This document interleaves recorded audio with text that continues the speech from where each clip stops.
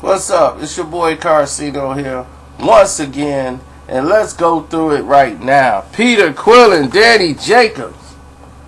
Now, you can say what you want about Al Heyman. Al Heyman has been giving y'all great matchups that you want to see.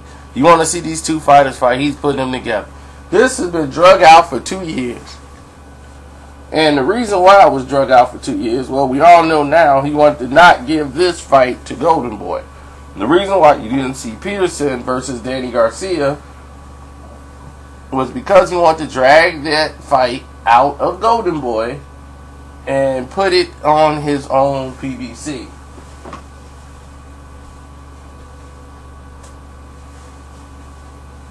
Now, this is a fight that no one was really interested in, to be honest. I'm going to be 100% honest with all of you. Nobody wanted to see this fight. And people are going to be like, what is he talking about? I want to see the fight. I said, well, a lot of people did not. They don't. They don't care about Danny Jacobs like that. On the East Coast, it's a big fight. Because now it's like the battle for Brooklyn. Who's better, Peter Quillin? And to be honest with you, it's a contrast of styles. Danny Jacobs could land a punch on Peter Quillin because he's more technically sound of a fighter. And he got some pop. Now, his thing is his taking the shots. You know, he's been knocked out cold. He was just dropped by a guy who a lot of people think is feather-fisted, and Sergio Moore, who's supposed to have been a safe fight for him. And he's going against one of the hardest hitters in the middleweight division. Now, this is a prediction I didn't want to do until at least I saw like the weigh-in or something. And the reason why I do that is because for a fight like this, the weigh-in is going to be very important. Peter Quillin had trouble making middleweight for, I don't know, as long as I can remember. So for him to make weight is a little bit more difficult.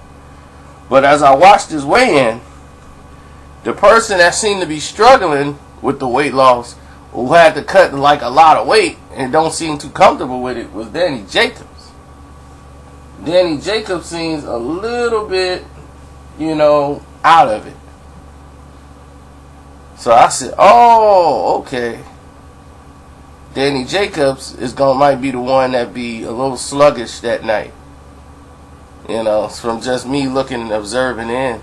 Now, looking at the styles, how they're going to fight, Peter's going to be very cautious. He's going to be waiting on Danny Jacobs to take the lead and come forward so he could throw his shots in there. Because Danny Jacobs makes a lot of mistakes coming in. Like if he comes in too close on Quillin catches him with a right hand, fight's over. You can all pack your bags because that fight's over.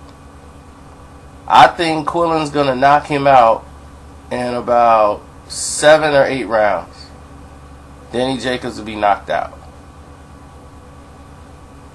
And the reason why I say that is because I just can't see Jacobs being able to take Quillin's power. But if he pushes him past 7, 8 rounds, he could definitely win rounds on Quillin. Quillin's activity level is going to slow down, and then you're going to start to see a whole different type of fight. Once Peter Quillin activity level slows, you're going to see Danny Jacobs become the aggressor. Because when it gets late in fights, Peter Quillin throws like maybe 30 shots or less a round. The fatigue factor hits him. You saw it with Andy Lee. I picked Andy Lee to beat him. And the reason why I picked Andy Lee, because I knew Andy Lee is a much better boxer, and he gets stronger as the fight goes on, where Peter Quillin declines. And Jonathan Oquendo, And Celiar, that's going to be another great fight. Jesus Celiar, I don't know who to pick in that fight. I'm thinking we probably go with Jesus Celiar. You know, I'm gonna choose him probably to win that fight, and that's the way it is. Chris Algieri versus Eric Bone. I think Algieri should win that fight, and I'm definitely taking Marcus Brown over Francisco Sierra, who didn't even make weight.